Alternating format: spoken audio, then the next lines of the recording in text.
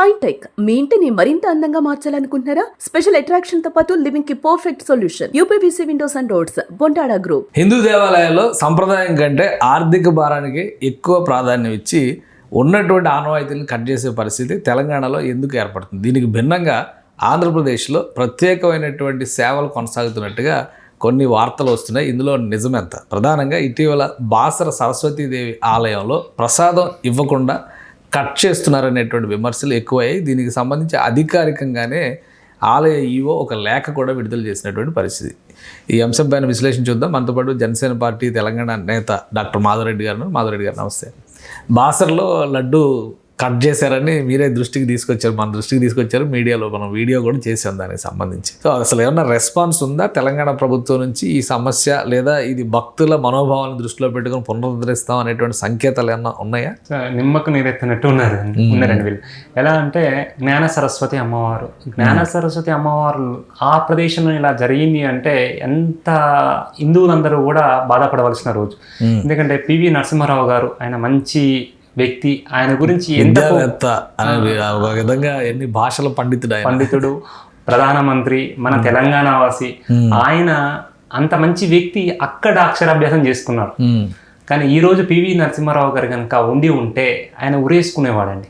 ఎందుకంటే ఇలాంటి జ్ఞాన సరస్వతి అమ్మవారి ప్లేస్లో ఇలా జరిగింది అంటే ఆయన ఖచ్చితంగా బాధపడేవాడు. ఎందుకంటే అలాంటి మహానుభావుడు అక్కడ అక్షరాభ్యాసం చేసుకున్నాడు. కానీ ఈ భారతదేశం పౌరులకు మాత్రమే, భారతీయులకు మాత్రమే ఇవి తెలుస్తాయి. ఇతర దేశాల నుంచి వచ్చిన వాళ్ళకు మన హిందూ యొక్క సంప్రదాయాలు తెలియవు. వాళ్ళకు హిందూ సంప్రదాయాలు ఏంటి అని వాళ్ళకు పట్టదు. వాళ్ళకు అలాంటి వాళ్ళకి ఎన్ని చెప్పినా వేస్ట్. అలాంటి ప్రభుత్వాలు నడుపుతున్న వాళ్ళు కూడా అదే పద్ధతిని కొనసాగిస్తున్నారు. దీనివల్ల నా యొక్క ముఖ్య ఉద్దేశం ఏంటంటే సార్, సాక్షాత్ వ్యాస భగవాన్ గారు అక్కడ ఆయన తపస్సు చేశారు. అలాంటి ప్లేస్ లో జ్ఞాన సరస్వతి అమ్మవారిని ఒక లడ్డు ప్రసాదం ఆపడం చాలా బాధాకరం సార్. హిందూ భావజాలని ఆర్థిక భారం ఎక్కువైపోయింది, అందుకని చెప్పని లడ్డు ప్రసాదం ఇవ్వలేకపోతున్నాం అని ఈవోనే క్లారిటీ ఇచ్చారు కదా సార్. ఆర్థిక భారం ఎక్కువ అంటే సార్, మేము కూడా ఒక ప్రోగ్రామ్ చేస్తున్నాం సార్. ఆర్థిక భారం లేదు అని తెలియజేయడానికి ఈ ఆదివారం రోజు మా షేర్లింగంపల్లిలో ఉన్న కొన్ని దేవాలయాల్లో లడ్డూలు పంచుతున్నాం. ఒక సామాన్య జనసేన పార్టీ పంచుతుందా? జనసేన పార్టీ పంచుతుంది. ఎందుకంటే ఆర్థిక భారం లేదు అని చెప్పడానికి.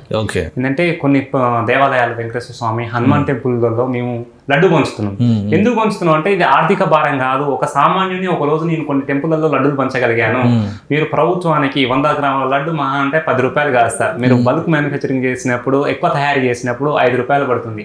డైలీ నీకు అక్షరాభ్యాసం చేయించుకునేది 100 నుంచి 150 మంది వేసుకున్నా కూడా, నెల మొత్తంలో చేసుకున్నా కూడా మనకు వచ్చేది 3000 మంది అక్షరాభ్యాసం చేసుకుంటారు.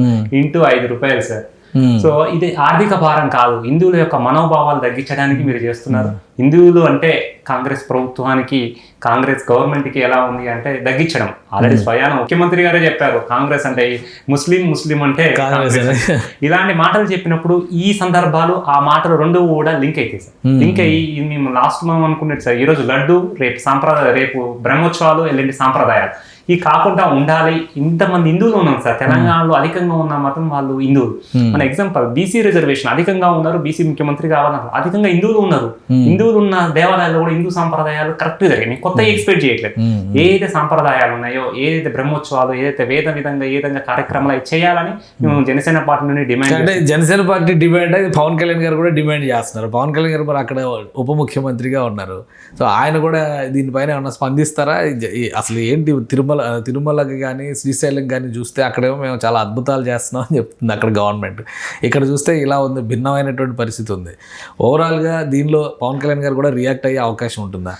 రియాక్ట్ కాదు సార్, ఆయన ఇలాంటి సందర్భాలు రాకుండా ముందు జాగ్రత్త పడతారు. మీరు తిరుపతిలో చూసుకుంటే ఉచిత లడ్డు కానీ, ఉచిత ప్రసాదం కానీ ఉంది సార్. ఆ దర్శనం తర్వాత జ్యోతిషమ్మ లెఫ్ట్ సైడ్ పెడతారు. శ్రీశైలంలో చూసుకుంటే ఈ రోజు మీరు చూడొచ్చు సార్, నిన్న చూడొచ్చు, అన్ని పేపర్లలో కూడా చూడొచ్చు. ఉచిత లడ్డు అనేది ప్రారంభించారు. ఏదైతే స్పర్శ దర్శనం ఉంది, లేదా 300 రూపాయల టికెట్ దర్శనం జరిగినప్పుడు ఉచిత లడ్డు అని 2 లడ్డూలు 300 రూపాయల టికెట్ ఒక లడ్డు. అంటే నేనేమంటాను సార్, దీనివల్ల అది లడ్డూగా మించట్లేదు సార్, అది ఒక దేవి యొక్క ప్రసాదం. అది శ్రీశైలం యొక్క మల్లికార్జున స్వామి ప్రసాదంగా స్వీకరిస్తారు. అంటే మా అధినేతకు దూరదృష్టి ఎలా ఉందంటే ఇలా చిన్న చిన్న వాటికి ఉండదు సార్. ఆయన యొక్క హిందూ సనాతన ధర్మాన్ని ముందు తీసుకుపోవడానికి, హిందువుల మనోభావాలు కాపాడడానికి ఉన్న వ్యక్తి పవన్ కళ్యాణ్ గారు సార్. అదే కాంగ్రెస్ గవర్నమెంట్ ఎలా ఉందంటే డిఫరెంట్ గా ఉంది సార్. హిందువులు అధికంగా ఉన్న హిందువులను వాళ్ళ భావాచారాలు ఏంటి, వాళ్ళ ఏంటి అని ఆలోచించిన విధానం లేదు సార్ ఇక్కడ. బాసర అనగానే దక్షిణ భారతదేశంలోనే జ్ఞాన సరస్వతి ఆలయం ఏకైక ప్రదేశంలోనే ఇది బాసరలో. సో అలాంటి చోట ఈ నిర్ణయం జరిగినప్పుడు పెద్దగా ప్రతిఘటన కూడా ఏమి రావట్లేదు. జనసేన పార్టీ నాయకులు మాట్లాడుతున్నారు, మరి బీజేపీ కూడా దీని మీద ఏం స్పందిస్తున్నట్టు లేదు. మీ మిత్రపక్షం రియాక్ట్ అవుతుందా? రియాక్ట్ అవ్వాలి సార్ ప్రతి ఒక్కరు. నేనేమంటే పార్టీలకు అతీతంగా సార్ అందరూ ప్రతి ఒక్కరు హిందూ సంఘాలు వీళ్ళందరూ రియాక్ట్ అవ్వాలి. ఎందుకంటే మన భారతదేశంలో ఉన్నది రెండే సార్. ఒకటి జమ్మూ కాశ్మీర్లో ఉంది సరస్వతి, జ్ఞాన సరస్వతి అమ్మవారు, తర్వాత మన బాసర్లో ఉంది. సరే జమ్మూ కాశ్మీర్ అందరం పోలేము, అక్కడ వాతావరణం అనుకూలించదు. మనకు అనుకూలించే వాతావరణంలో ఉన్న సరస్వతిదేవి ఆలయంలో ఇలా జరిగినప్పుడు ప్రతి ఒక్కరు ప్రజా సంఘాలు వాడిని తిట్టిండు వీడిని తిట్టిండు అని అందరూ ఊరికొస్తారు. కులం పేరు తీయగానే ఊరికొస్తారు. అరే నేను మతం రానైనా మనం సాంప్రదాయాలు మన సనాతన ధర్మం గురించి మన దేవాలయంలో మన దేవి గురించి మాట్లాడినప్పుడు ఎవరు బయటికి రావట్లేదు సార్. మంచి విచిత్రంగా ఉంది. అంటే నిజమైన హిందువులా వీళ్ళకు, అసలు హిందువుల రక్తమే ఉందా, కల్తీ హిందువులా అని నాకు డౌట్ వస్తుంది సార్. ఎందుకంటే నిజమైన హిందువులకు ఒక దేవికి ప్రసాదం ఆపారు అంటే అది లోపలంగా హార్ట్ల నుంచి రావాలి సార్. ఎందుకంటే ఇంతమంది మేము ముఖ్యంగా సార్ ఈ మత గురువు ఏదైతే గురువులను పెట్టుకొని తిరుగుతున్నారో ఈ గురువులని ముందు వీళ్ళని అనాలి సార్. కానీ ఎందుకు ఎవరు స్పందించట్లే మరి? బీజేపీ కానీ వీళ్ళు కానీ ఎవరు పెద్దగా ఇన్వాల్వ్ అయ్యి రియాక్ట్ అవుతున్నట్టు పరిస్థితి కనిపించట్లేదు దీనిలో. అమ్మవారి ప్రసాదం అది కూడా అక్షరాభ్యాసం జరిగినప్పుడు ఇచ్చే లడ్డూని మేము కట్ చేస్తున్నాం అని చెప్పినప్పుడు ఇంత సివియర్ ఇంతకంటే ఎక్కువ రియాక్షన్ రావాలి. మరి అంత రావట్లేదు అంటే పెద్దగా పట్టించుకోవట్లేదేమో అనిపిస్తుంది నాకు. అంటే నేను ఈ రాజకీయ పార్టీలు ఎలా ఉన్నాయి సార్, కొన్ని రాజకీయ పార్టీలు ఎలా ఉన్నాయంటే నేను ఒక పార్టీని అడగట్లేదు. మిగతా రాజకీయ పార్టీలు ఏంటంటే ఓటు బ్యాంక్, రే మేము దీన్ని మాట్లాడితే ఏమైనా ఇద్దాం భయపడుతున్నారు. భయం ఎందుకు? నేను నిజాయితీగా ధర్మంగా అడిగేటప్పుడు భయం ఎందుకు? మత గురువులు వీళ్ళందరూ కూడా బయటకు వచ్చి మీరు రండి, వచ్చి మాట్లాడండి. మత పెద్దలు చాలా మంది ఉన్నారు, ఆ పీఠం ఈ పీఠం అని గురువులు ఉన్నారు, మీరు వచ్చి మాట్లాడండి. మీరు మాట్లాడితేనన్నా అప్పుడైనా ప్రభుత్వాలకు కొంత, ఎందుకంటే ఈ ప్రభుత్వాలన్నా వచ్చి మీ దగ్గర కాళ్ళు మొక్కుతారు, మీ దగ్గర మీరు గురువులను దండం పెడతారు. కనీసం మీరు చెప్తేనైనా ప్రభుత్వం మారుద్దేమో అని ఒకటి. ఎందుకంటే వీళ్ళకు ఒకటి సార్, ఈ మత గురువులు వాళ్ళ సొంత లాభం కోసమే ఉన్నారు. కొంతమంది పీఠాలు పెట్టుకొని అలా ఎంత దోపిడీ జరుగుతుందో తెలియట్లేదు. మీరు పీఠాలు పెట్టుకోండి, దోచుకోండి కాదనట్లే. కానీ ఇలాంటి సందర్భాలు వచ్చినప్పుడు దేవి ఒకటై గొంతెత్తాలంటారు. ఖచ్చితంగా ఎత్తాలి సార్. ఎందుకంటే ఈ రోజు దేవికి అయింది, రేపు హిందువులకు అయింది. ఈరోజు ఆలయానికి అయింది, రేపు హిందూ భక్తులకు అయింది.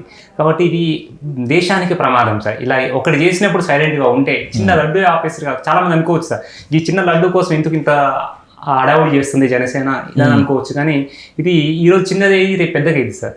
ఎందుకంటే దీన్ని మీరు ప్రభుత్వానికి రిప్రజెంట్ చేస్తారా ఈ విషయంలో? ఆల్రెడీ మా జనసేన పార్టీ నేతలు ఆల్రెడీ కూడా ఈఓ గారికి కలిసి డైరెక్ట్గా బాసరలోటి ఆలయంలో మా హైదరాబాద్ నాయకులు కలిసి ఇచ్చారు. మేము కూడా త్వరలో రిప్రజెంట్ చేస్తాం. ఎందుకంటే వాళ్ళకు స్పందన రాలేదు, మార్పు రాలేదంటే ఖచ్చితంగా దీన్ని మేము పెద్ద ఎత్తున ఆందోళన చేస్తాం. అందులో కూడా రిప్రజెంటేషన్ సంబంధిత మంత్రులు కొండ సురేఖ గారికి కానీ, లేదా ముఖ్యమంత్రి గారికి కానీ, డిప్యూటీ సీఎం గారికి కానీ మేము వినతి పత్రాలు అందజేస్తాం. ఇప్పుడు కూడా చలన రాకపోతే నెక్స్ట్ కార్యాచరణ ప్రకటిస్తాం. రైట్, థ్యాంక్ యూ మాధవరెడ్డి గారు విశ్లేషణ అందించారు. ఇది బాసర జ్ఞాన సరస్వతి ఆలయంలో ప్రసాదం తీసేసిన విషయం పైన ప్రభుత్వం నుంచి ఎలాంటి స్పందన లేదు. అలానే ఈవో కూడా ఇంతవరకు దానికి సంబంధించి రియాక్ట్ కాలేదు. మరోవైపు దీనికి భిన్నంగా ఆంధ్రప్రదేశ్లో ఆలయానికి వచ్చి దర్శనం చేసుకునేటువంటి వాళ్ళకి దర్శనం స్థాయిని బట్టి ఉచిత లడ్డూలు ఇవ్వడం అనేది రోజు రోజుకు పెంచుతున్నారు. తెలంగాణలో మాత్రం సంప్రదాయాలు ఆనవాయితీల్ని రాజకీయాలకు బలి చేస్తున్నారని మాధవరెడ్డి గారు ఆవేదన వ్యక్తం చేస్తున్నారు. ఇది స్పెషల్ డిస్కషన్. Keep watching.